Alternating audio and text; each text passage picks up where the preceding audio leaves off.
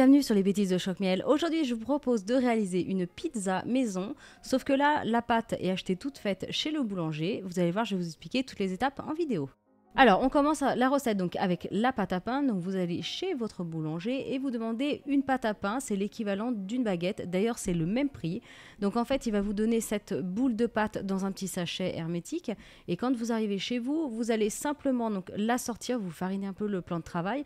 Vous allez la sortir, vous l'étalez rapidement, vous donnez un petit peu un coup de rouleau et vous allez voir qu'elle va se rétracter. Donc, elle va se resserrer. Donc, c'est vraiment juste pour lui donner une première forme. Ensuite, vous allez prendre votre pâte, donc là elle est encore petite, et vous allez la couvrir avec un torchon bien propre et sec, et vous allez la laisser pousser pendant à peu près 3 heures. Donc au bout de 3 heures, on voit le résultat, elle a doublé de volume.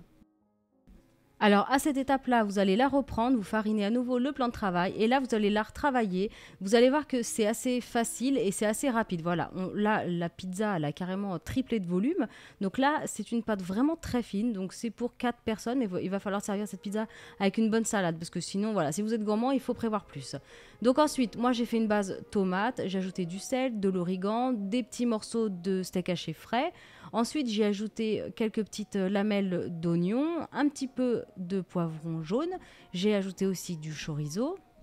Après, j'ai encore ajouté du fromage, donc là c'est de la mozzarella et j'ai même rajouté du râpé.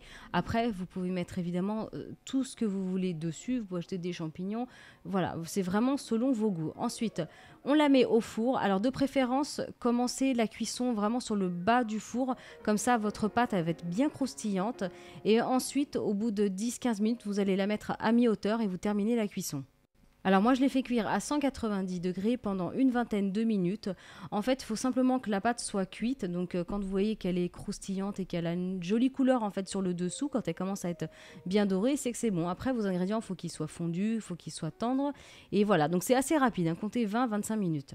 Voilà, donc je ne sais pas si vous connaissiez avant ce système d'acheter de la pâte à pain chez le boulanger. En plus, c'est le même prix qu'une baguette, donc c'est pas trop cher. Et voilà, plutôt que d'aller acheter une congelée, bah, autant payer 90 centimes sa pâte et puis customiser sa pizza comme on a envie. Moi, je trouve que c'est quand même assez pratique. Donc n'hésitez pas en tout cas à essayer et à me dire ce que vous en pensez dans les commentaires. N'hésitez pas à me suivre sur Twitter en cherchant Choc-Miel Cooking. Et vous pouvez aussi liker, commenter la vidéo et bien sûr vous abonner à ma chaîne. Je vous dis à bientôt.